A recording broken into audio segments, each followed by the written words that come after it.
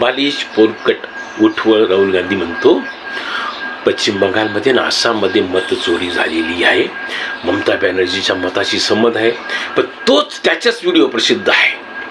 तो म्हणतो ममता बॅनर्जीनेच कर्तव्यदक्षपणा केला असता, का चांगलं काम केलं असतं, ध्रुवीकरण केलं नसतं तर भाजपसाठी रस्ता तयार केला नसता. मग त्याला माहीत होतं भाजप जिंकतो आहे, ममता बॅनर्जी हारलेली आहे. मग तरी तो अशी बदनामी का करतोय? कारण तो त्याच्या धोरणाचा भाग आहे.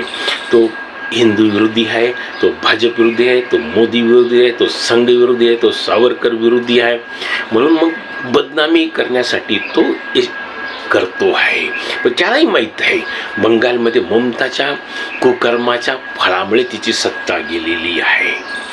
आणि अधीर रंजन चौधरी जो काँग्रेसचा खासदार होता, आता तो आमदार पण नाही आहे, तो सांगतो की अत्यंत निरपेक्षपणे निवडणूक आयोगाने काम केलेलं आहे आणि निवडणूक आयोगाने आपलं चोख काम पार पाडून निवडणूक घेतलेली आहे. पण राहुल गांधीला त्याच्याशी काही घेणं देणं नाही आहे.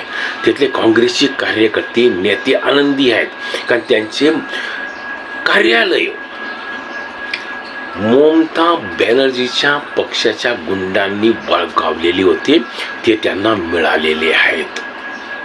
भाजपच्या सत्ता आल्यावर मिळाले. आणि हा म्हणे मतचोरी झाली सांगतो आहे.